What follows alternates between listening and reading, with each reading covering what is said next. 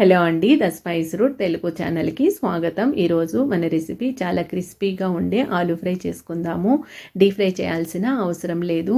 పైన క్రిస్పీగా లోపల సాఫ్ట్గా చాలా టేస్టీగా ఉండే విధంగా ఈ ఫ్రై చేసుకుందాము.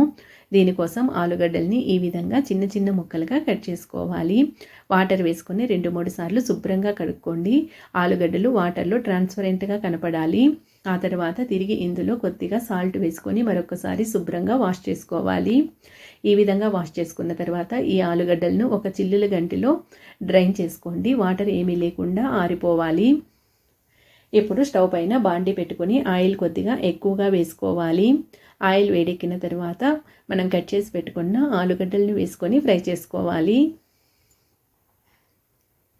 మంటను లో ఫ్లేమ్లో పెట్టుకొని ఫ్రై చేసుకోండి. మధ్య మధ్యలో అడుగు మాడిపోకుండా కలుపుకుంటూ ఫ్రై చేసుకోవాలి. ఇవి లోపల వరకు మెత్తగా ఉడికిపోవాలి, అలాగే పైన క్రిస్పీగా ఉండాలి. ఆ విధంగా ఉండే విధంగా ఫ్రై చేసుకోండి. ఇవి ఫ్రై అవ్వడానికి కొద్దిగా టైం పడుతుంది.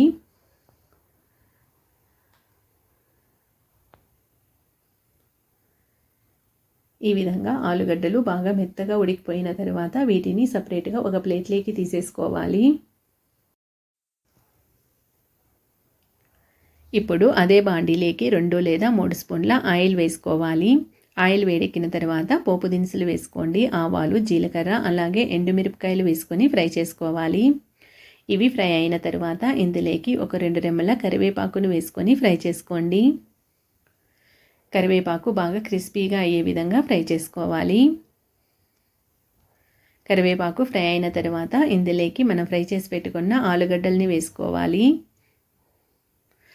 ఆలుగడ్డలు వేసుకున్న తర్వాత మంటను హై ఫ్లేమ్లో పెట్టుకుని 2 నిమిషాల పాటు ఫ్రై చేసుకోవాలి. ఈ విధంగా హై ఫ్లేమ్లో ఫ్రై చేసుకోవడం వల్ల ఆలు అనేది క్రిస్పీగా వస్తుంది.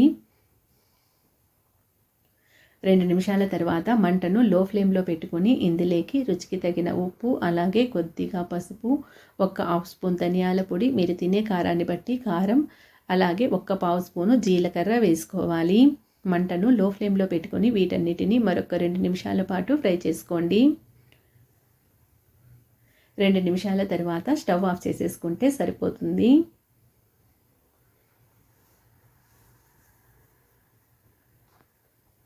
ఎంతో టేస్టీగా క్రిస్పీగా ఉండే ఆలూ ఫ్రై రెడీ అయిపోయింది. ఇది పప్పులేకి, సాంబార్లేకి సైడ్ డిష్గానే కాదు, డైరెక్ట్గా తినడానికి కూడా చాలా టేస్టీగా ఉంటుంది. ఈ ఆలూ ఫ్రై రెసిపీ మీకు నచ్చినట్లయితే like, share and subscribe. Thank you.